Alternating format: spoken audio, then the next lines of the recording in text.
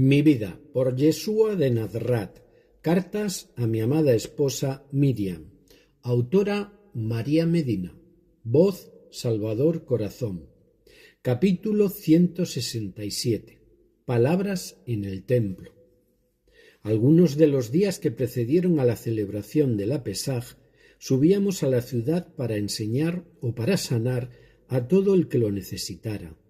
Habíamos llegado a Jerusalén con mucha antelación, pero ahora tenía que ser visto en la ciudad, tenía que mostrarme en público lo más posible.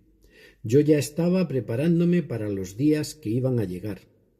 Un grupo de griegos no judíos, hombres que mantenían en aquellos tiempos a veces muy estrechas relaciones con nuestro pueblo, se aproximó a nosotros una mañana en la que nos encontrábamos en los patios del templo y preguntaron a Filipo y a Andrés, que estaban con muchos de vosotros escuchando y ayudándome en el trabajo, si podrían acercarse a mí para hablar conmigo.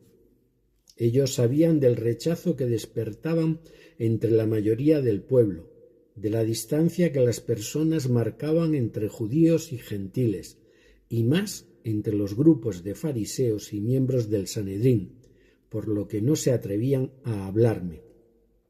Pero Filipo se acercó y me habló del deseo de estos hombres.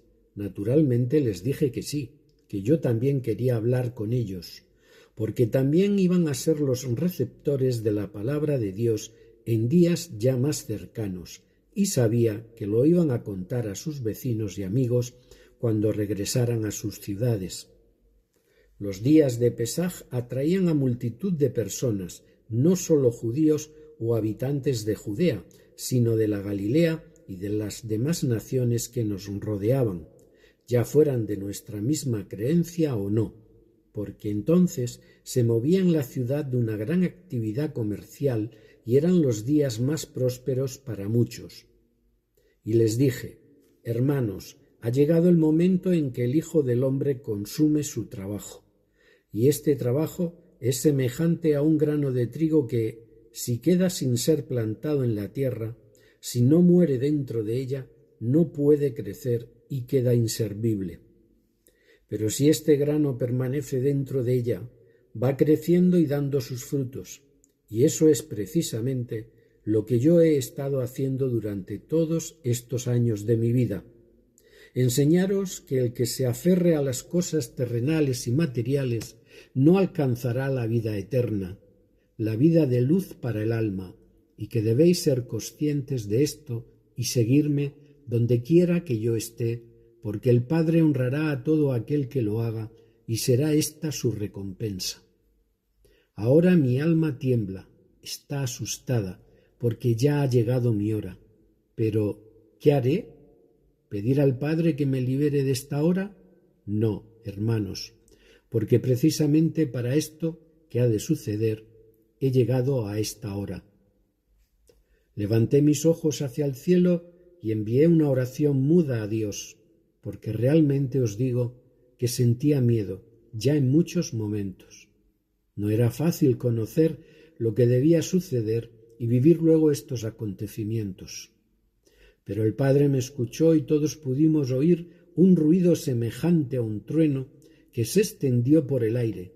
Fue su respuesta, fue una manifestación de la energía divina de la que muchos no pudieron comprender el auténtico mensaje, porque se decían unos a otros sobrecogidos que había sonado un trueno y otros que me había hablado un ángel.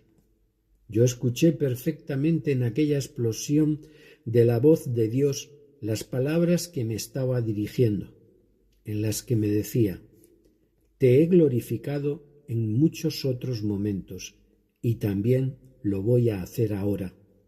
Fue la respuesta del Padre a mi súplica.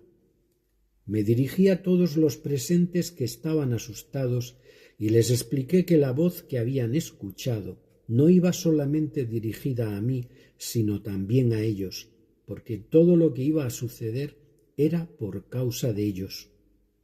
Cuando regresamos a Beit Aniach, tuvimos largas conversaciones para aclararos lo que había sucedido durante la mañana de aquel día, porque muchos de vosotros ya teníais el suficiente conocimiento para poder comprender la manifestación, la respuesta que en aquel preciso instante yo había recibido del Padre y su significado.